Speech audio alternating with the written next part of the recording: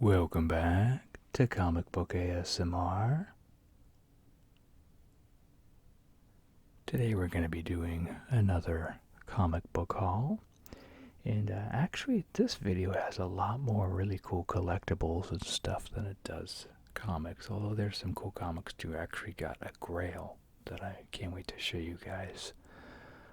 But yeah, I got a ton of collectibles. So even though like the comic stack is meager, the collectibles I got are pretty awesome. But before we get to that, I want to mention my friend Chris Tomasma. He has a Kickstarter for his character Clarity Girl going on right now. This is a previous one he had done here. This is the action figure cover variant. But so this is the character here, and I paid for a spot for either myself or my character, the bull, to appear in the book. That was a day one perk, so hopefully the bull will make an appearance in the background for a cameo in that one. So if you're a hardcore collector of my character, the bull, which is just the one issue right now, this cameo in this Clarity Girl book will count. So if you're a completionist, you've got to get that Clarity Girl. So I'll leave a link to that below. Secondly, there was a vendor at the mall last week who has a YouTube channel as well. Their channel is Comic Gains, and I will leave a link below to them as well. Subscribe, check them out. They're really nice and personable, pretty cool people. So let's get into the haul here. So first off, we have Batman Joker Deadly Duo number 6. I thought that this was the last part, but there's still one more on top of this one yet to be released. Yeah, and this is a solid series. You know, this is by Mark Silvestri, one of the Image royalty founders, all that good stuff. Super talented. Yeah, and this is just kind of a fun extreme story. Kind of like a buddy cop type situation. Joker has been outfitted with kind of like a protective muscle suit as he's been helping Batman here with his escapades. And they've encountered the individual who has been behind all this stuff with the weird, like, Joker-esque looking twins or monsters, clones, whatever you want to call them. So, and it's more or less like a past victim he had here, but it's definitely has some crazy moments in it, and still has one more issue, so I'm sure if you're following it, you're enjoying it, and if you're not, you'll probably wait for the trade. But either way, solid series. Pick it up, or mini series. Next we have Detective Comics number 1070.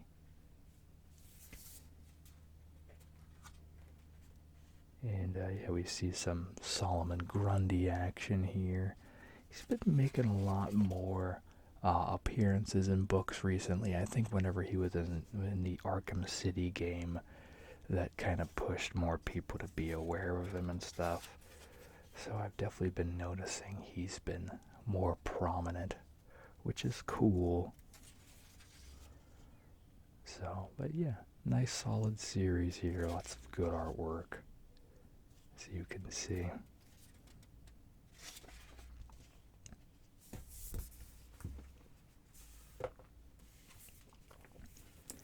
Next we have Action Comics number 1053.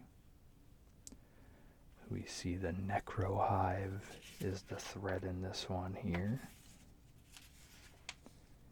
And I'm trying to remember if I've read this. I think I just read those first couple Batman books, and I haven't read my other stuff yet. So we see Steel here prominently. I guess we got the other super family here as well, but Steel in particular is a big part of the storyline, and his tech company and stuff like that. So I know that was a plot thread I remember reading.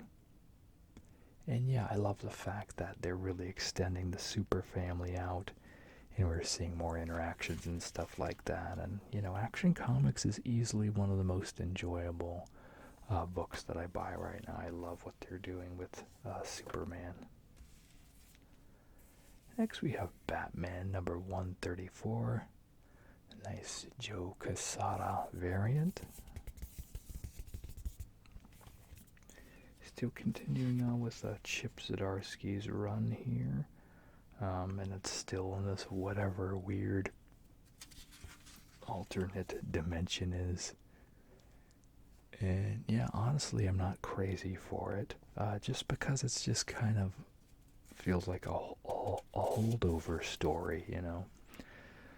So, which I embrace alternative stuff when they don't try to throw it in regular comic continuity, but it's just like everything just kind of gets put into this suspended bubble while this is going on. So, and then this character is the main threat. I think they're called the Red Cowl or something like that, if I remember.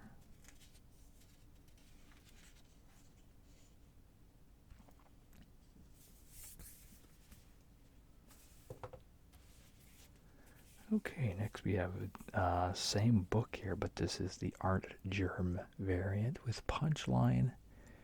And you guys know I love Punchline, so of course I had to get this variant cover.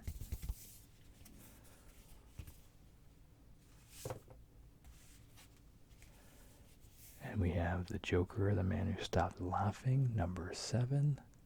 Lee Bermeo cover, of course. And I think this has a few more issues left in the series, too. And so, yeah, it's more or less Joker goes to Hollywood and tries to bring his brand of insanity over there. And we've got like 3 Jokers and Red Hoods involved. And it's really crazy. It's a crazy action and weird moments.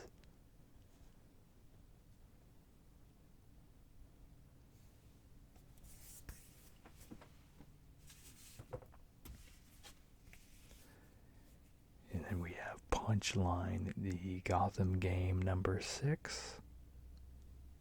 It's the variant cover.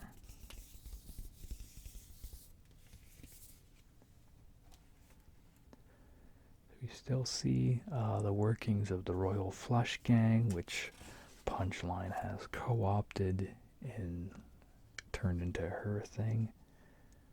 So that was really the main story beat here.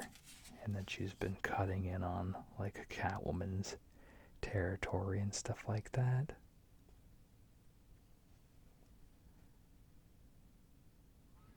Not sure who this Joker she's next to is. I don't think it's the regular Joker.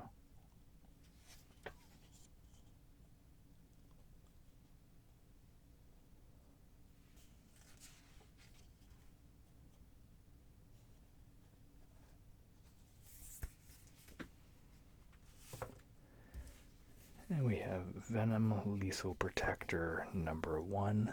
Main reason I got it was for the Alex Ross variant there. He's been doing a bunch of villain variants.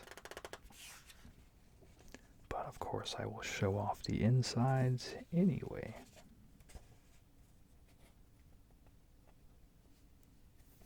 So yeah, Venom's a cool character for sure. And I guess this is just another series relaunch for him.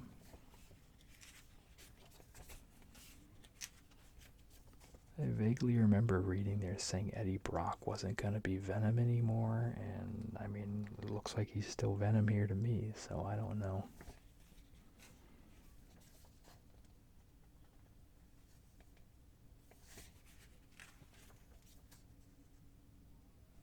Looks like Silver Sable's in here.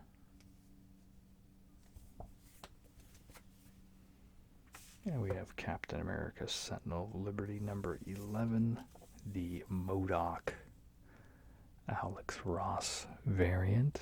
Of course, very cool. I've been trying to get all of the Captain America villain covers for budget's sake instead of trying to buy them all. So, yeah, and Cap is a solid book right now. You can see the art here is good.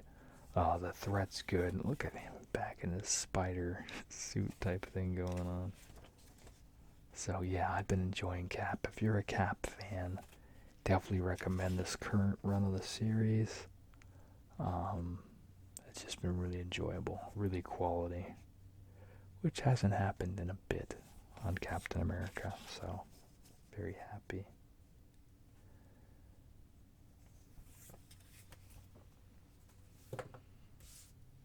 And we have Power Rangers Turtles number 4. This is the Freddie Williams II and Eastman variant.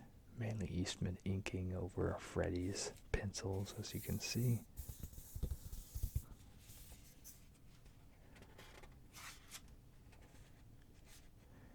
We see they're currently in Dimension X,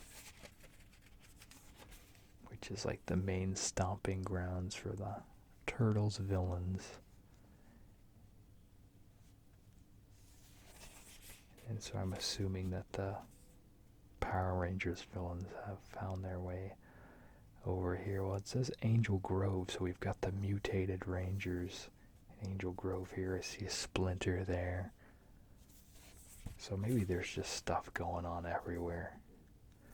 But yeah, I love their mutations here with the dinosaur look. Now they're true Morphin Power Rangers. And we have King Spawn 21. This is the Mark Brooks variant.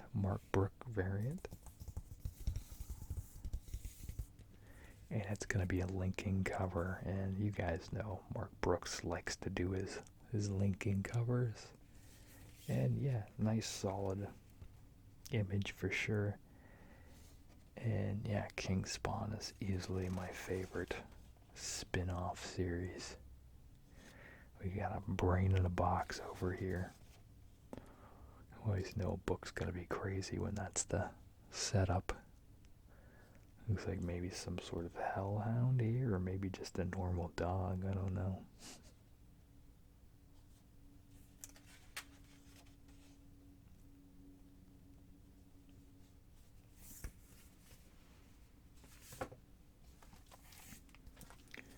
And we got Gotham Knights number 6 still in the bag here. I believe this is the last part, and I've got the video game variant cover, which is the box art, as you guys know it.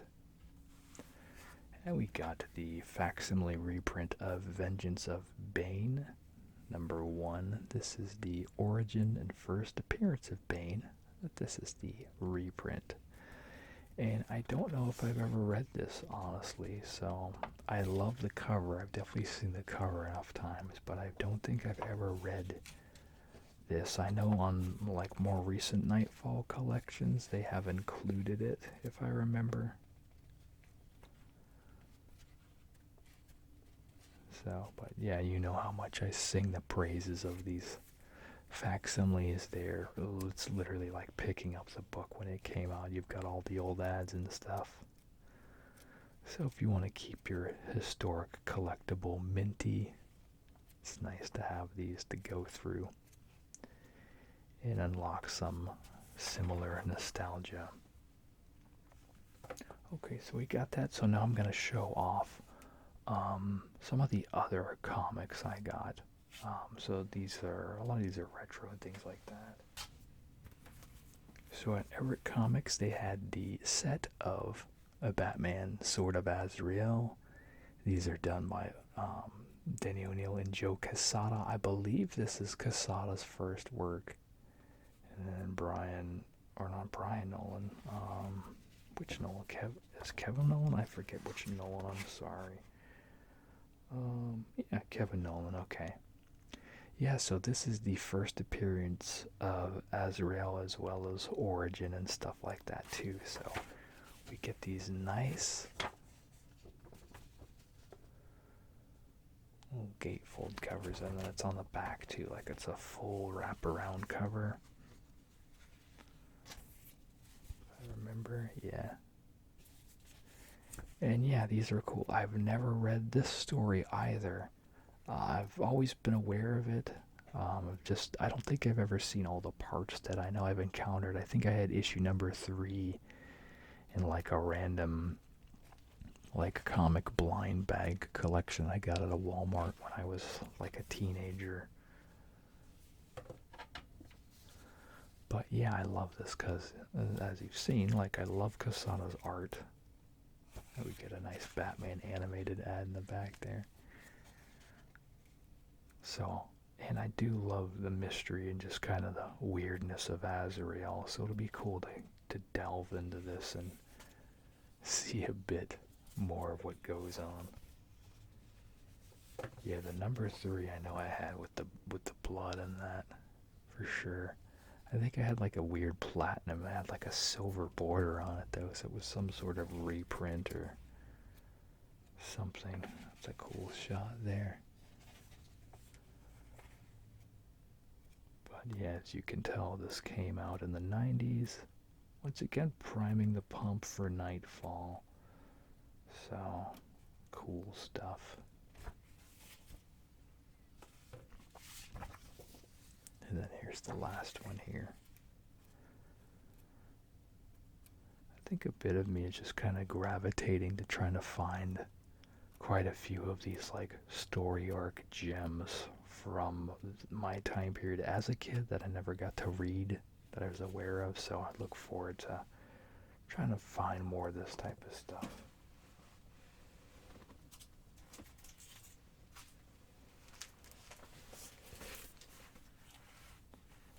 So next we're going to be looking at stuff that I found at the retro booth in the mall from the Comic Gains people.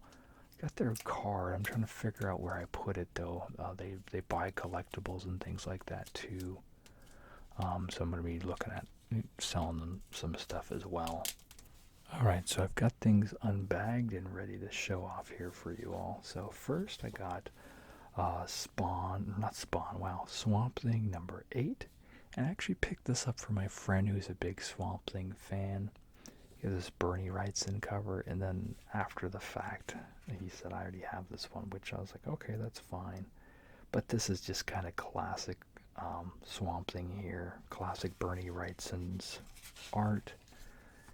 And it was really affordable, so I was like, I can't say no to that. All this stuff was half price too. And then she knocked off a little more for me as well. So the person I talked to who's on the channel is Princess, is who she is on the Comic Gains channel. So yeah, it was just, she was really nice and personable, and I got to talk to her about some cool things. Some of the other books they had like the Spawn number 9, I believe, is the Cerebus one. So I was talking to her about that and showing her the little Easter egg with all the heroes behind bars and all that type of stuff. So had some cool moments there, and then talking to her about some of the stuff I picked up too. We have the Wedding of Scott and Jean, X-Men number 30 here. This was a classic one that my oldest brother owned for sure, that I've never had in my collection. So get the nice wraparound cover there.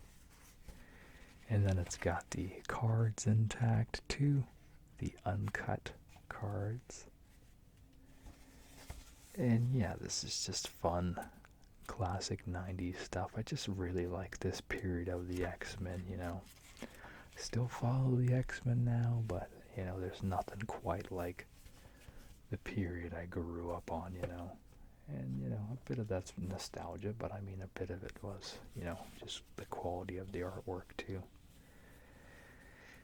Next I got Tales of Suspense number 74. This is the final sleep involving the sleeper machine, and this was kind of an ongoing thing in Captain America. What's cool too is back in the day, Iron Man and Cap shared Tales of Suspense together. So all of the stuff I've read from Tales of Suspense, I've never read collected collections of classic Iron Man. So this Iron Man stuff is actually all brand new to me. I've only ever seen the Captain America stuff. So we get some classic Jack Kirby art, which I believe this is now the oldest Cap book I own. I'll have to check. I think the MODOK appearance is later. But yeah, we have classic Kirby art you know, just good stuff here. All the old ads. And it was nice and affordable and half price on top of it. So, and then we have Tales of Suspense number 90. It was great. Red Skull classic story here. No longer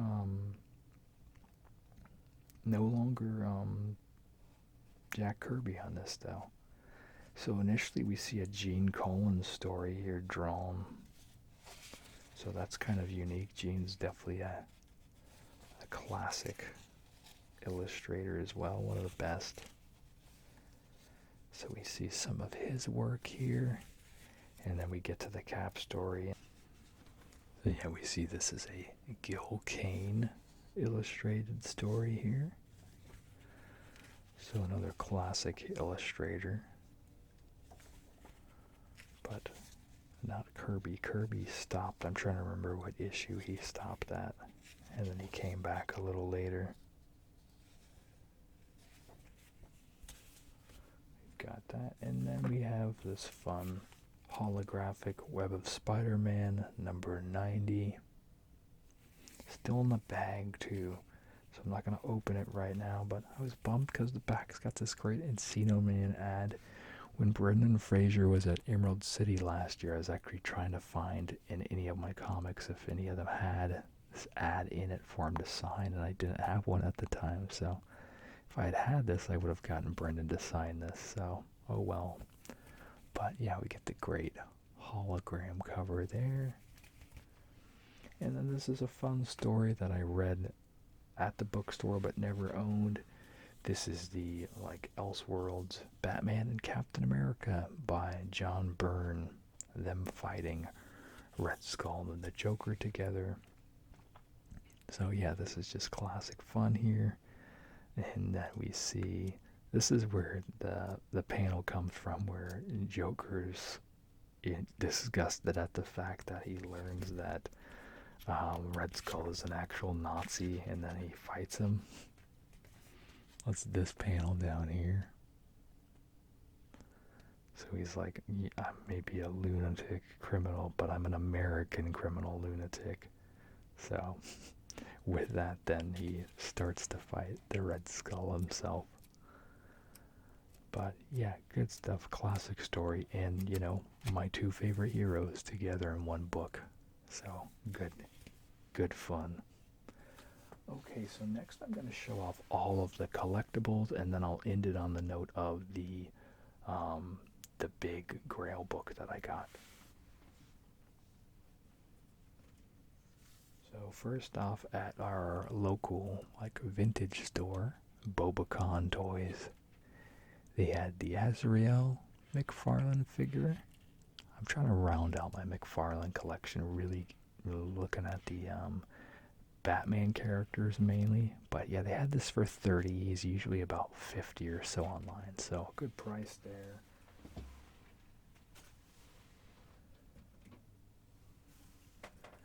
And I got Bizarro at Target, I believe for just $20 or $25, whatever.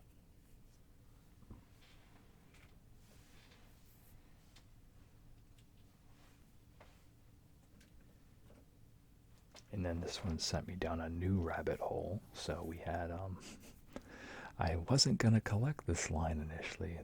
This is the Christian Bale Batman for the Dark Knights Trilogy line. It looked so great. It was the last one at GameStop. Comes with this little grapple gun too. But I was like, well, crap, now I got to buy these. And I missed the pre-order whenever they happened. So I've been running all over the place trying to find the others of those. So then I lucked out at Target. They had Scarecrow yesterday.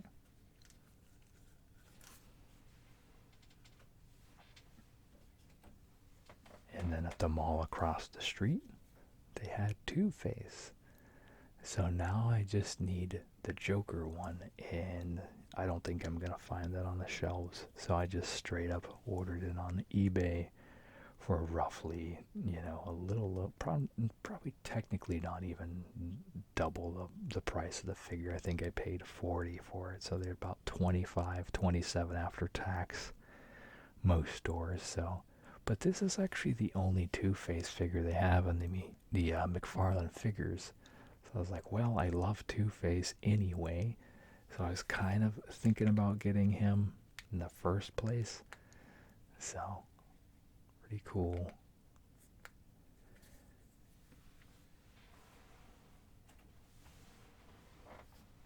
And then you get all the build parts here to make Bane. His hands and his head come with the Joker, but I built the rest of him here. And he's not too overly huge. You can see like toe to toe here.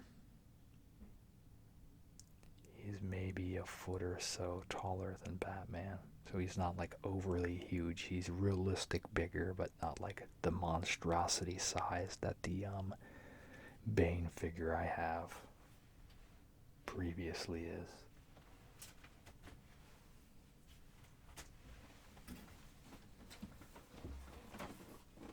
And then this is a Grail figure that I lucked out. I'm not even able to fit it all on screen here for you, but I was able to get the giant NECA Mikey here. So I found him at GameStop.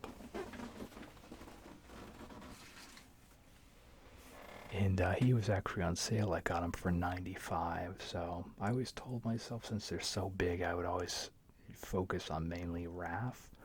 But since I saw that one in the store, there's like, I can't pass that up, and I'll more than likely find and buy the others too. So, but super excited to have that Mikey in the collection. And then at Target 2 weeks ago, I got the Michael Keaton Batman statue for the new Flash movie. The cape's really nice too.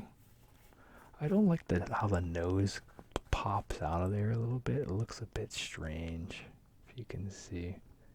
It looks kind of shaved down a little bit, which I think that is not how it's supposed to be, but from far away you can't really notice it. But yeah, it's nice to get this, and I got it for the regular price and not some upcharged online price.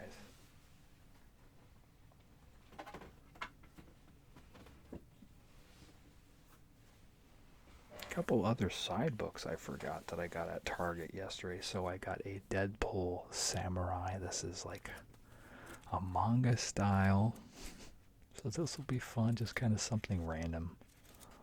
I'll probably do a reading at a later date on the channel with it, just to kind of see how it does. And they had a ton of manga there. Honestly, I'll probably be buying some more of it. I just don't know where I'm going to put everything. And then they had the Martin short book here. So it's called Wonder Number One is Walking. And so it's just kind of little anecdotes, and it's all done through drawings. So some of it you'll see it's more like actual comic strip than it is like the one panel, like Far Side type stuff you see towards the end there. At the beginning there's a really nice image too. I love this one here. So yeah, I love Steve Martin. As a kid, I didn't really like him because I was a bit ageist. I was like, oh, he's got white hair and all this sort of stuff. Like, he's just an older guy to me. But now being older, I'm like, I appreciate Steve Martin. I like a lot of his stuff. So a few of his movies I liked as a kid, but I'm liking a lot more of him now that I'm an adult. And of course, Planes, Trains, and Automobiles is one of my favorites of all time. So really nice book, and this was a nice surprise. I didn't even know that this was a thing, so I was like, oh, naturally for the channel I'll show it off. And then I was able to get Ninja Turtles number 4 first print. Got it for $200, not bad. So I don't think any key things happen, but this is just kind of a classic traditional cover here by Peter Laird. Great pose here, and it is still the same pose. Like, they still use the same pose on the airbrushed painted cover later on. And even though it's smaller and stuff, like it's still the same thing. And they've got like the crane and stuff around there and everything. And it's cool. And it's, you know, the traditional size. So it's the first printing one. This is the third printing here. But as you can see, I've had this one for a while yet. But yeah, they had this in for $200. I couldn't pass it up. So yeah, that's it. Hope you enjoyed the video. Make sure to like, comment, subscribe. Let me know what you want to see. And as always, you all have a super slumber. Thanks. Bye.